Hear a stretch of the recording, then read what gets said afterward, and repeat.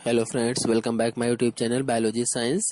आज हम आप लोगों को विभिन्न कंपटीशन में पूछे जाने वाले बायोलॉजी के कुछ इंपॉर्टेंट क्वेश्चन और उनके आंसर को बताएंगे। तो पूरी जानकारी के लिए मेरा पूरा वीडियो अंत तक ध्यान से देखिए, और यदि अभी तक हमारे चैनल को सब्सक्राइब ना किया हो तो सब्सक्राइब जरूर कर लीजिए। चलिए शुरू करते हैं। पहला प्रश्न है, सूर्यमुखी में पुष्पक्रम होता है समसिक, छत्रक, मुंडक, कटोरिया। सूर्यमुखी में पुष्पक्रम बताना है कैसा होता है, तो आंसर सही होगा तीसरा, मुंडक पुष्पक्रम सूर्यमुखी में पाया जाता है। आपने देखा होगा कई बार एक शाखा पर एक ही पुष्प होता है तो उसे एकल पुष्प कहा जाता है। जब एक शाखा पर अनेक पुष्प होते हैं अथवा जब पुष्प समूहों में होते हैं तो उसे पुष्पक्रम या इन्फ्लोरेंस कहा जाता है। ये पुष्पक्रम कई प्रकार के होते हैं, तो उसी से रिलेटेड ये प्रश्न पूछा गया है कि सूर्यमुखी में पुष्पक्रम कैसा होता है। तो मुंडक में आपको बता दें, मुंडक में पुष्पाक्ष चपटा होता है जिस पर अनेक छोटे छोटे पुष्पक लगे होते हैं, जैसा कि आप चित्र में देख रहे हैं। बिल्कुल ये मुंडक का उदाहरण है। अथवा कहा जाए तो मुंडक पुष्पक्रम समानता अनेक छोटे छोटे पुष्पकों से मिलकर बने होते हैं और इसका पुष्पाक्ष कैसा होता है, छोटा या चपटा होता है। अगला प्रश्न है, किस प्रकार के पुष्पक्रम में सवृंत पुष्प पाए जाते हैं? रेशीम, स्पाइक, कैटकिन, स्पाइडेक्स। किस प्रकार के पुष्पक्रम में सवृंत पुष्प पाए जाते हैं? आंसर सही होगा इसमें पहला, रेशीम में, अर्थात हिंदी में कहें तो इसे असीमाक्षी कहते हैं। यानी असीमाक्षी प्रकार के पुष्पक्रम में सवृंत पुष्प। आपको एक दिन बताया था सवृंत पुष्प क्या है, आवृंत पुष्प क्या है। तो जिन पुष्पों में डंठल होता है या वृंत होता है उन्हें सवृंत पुष्प कहा जाता है, तथा जिनमें डंठल या वृंत नहीं होता है उन्हें आवृंत पुष्प कहा जाता है। तो इस प्रकार से इसमें आंसर सही होगा रेशम यानी असीमाक्षी में पुष्प सवृंत पाए जाते हैं या डंठल वाले पाए जाते हैं। अगला प्रश्न है, सरसों के पौधे में पुष्प पाया जाता है समसिक, ससीमाक्षी, कूट चक्रक, असीमाक्षी। तो सरसों के पौधे में आंसर सही होगा इसमें लास्ट वाला, असीमाक्षी पुष्पक्रम पाया जाता है।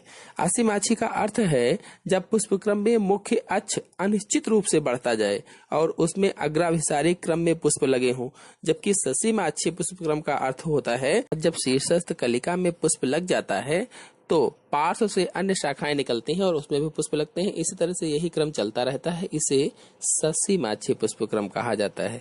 तो कुल मिलाकर कहा जाए तो असीमाक्षी पुष्पक्रम में जो शीर्षस्थ कलिका है वो लगातार बढ़ती रहती है, जबकि ससीमाक्षी में शीर्षस्थ कलिका पुष्प के लगने से बढ़ना बंद हो जाती है और निचली शाखाओं से अन्य शाखाएं निकलती हैं जिनमें पुष्प लगते हैं।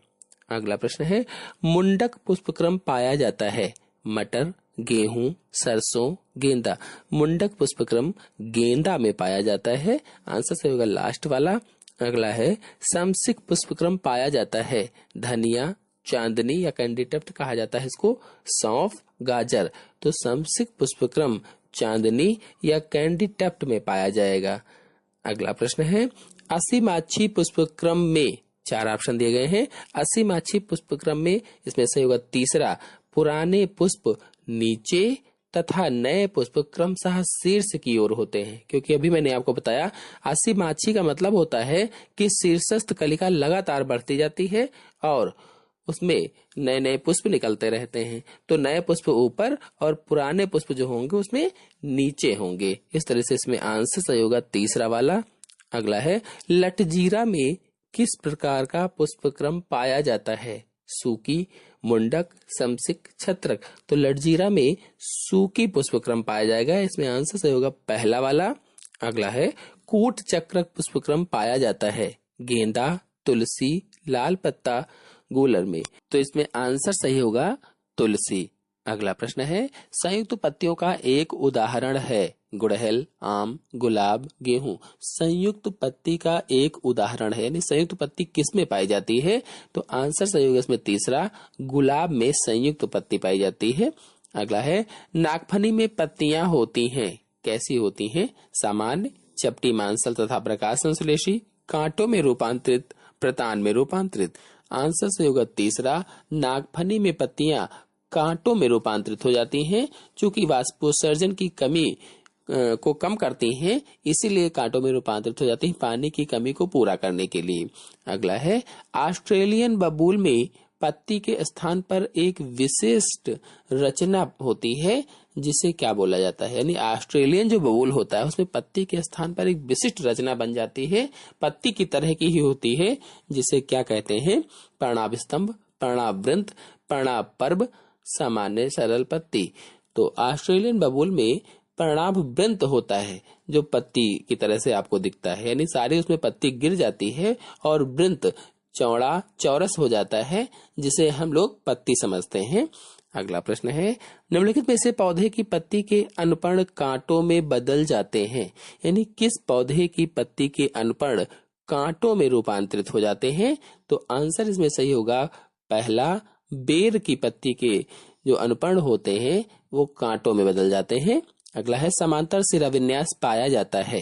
यानी किस में समांतर सिरा विन्यास पाया जाता है। अमरूद की पत्ती में, मूली की पत्ती में, बरगद की पत्ती में, जौ की पत्ती में।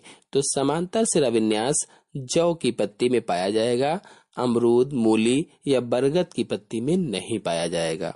अगला प्रश्न है पर्णाभ वृंत रूपांतरित रूप है।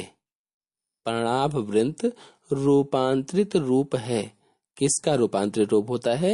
आंसर सही होगा लास्ट वाला, पर्णवृंत का रूपांतरित रूप होता है। अगला नेपेंथीज में घाट या कलश रूपांतर है। नेपेंथीज एक कीड़भक्षी पौधा होता है जो इन स्थानों पर उगते हैं जहां पर नाइट्रोजन की कमी होती है, तो उस कमी को पूरा करने के लिए ये पौधे कीटों को पकड़कर खाते हैं। तो इसमें आंसर सही होगा पहला वाला, पर्णफलक का। यानी जो पत्ती का पर्णफलक होता है उसी से घाट या कलश बन जाता है। अगला प्रश्न है पौधे में भोजन बनाने का कार्य किसके द्वारा होता है। जड़, तना, पत्ती, पुष्प। तो पौधे में भोजन बनाने का कार्य पत्तियों द्वारा होता है, यानी प्रकाश संश्लेषण क्रिया के द्वारा पत्तियां भोजन बनाती हैं जो पेड़ पौधों के सभी भागों में पहुंचता है, और यही फ्लोएम का कार्य भी होता है। अगला प्रश्न है मटर की पत्ती होती है कैसी। गोल, अंडाकार, सरल, संयुक्त। तो मटर की पत्ती संयुक्त पत्ती होती है। अगला है भूमि चक्र की पर्णविन्यास निम्नलिखित में से एक पौधे में पाया जाता है।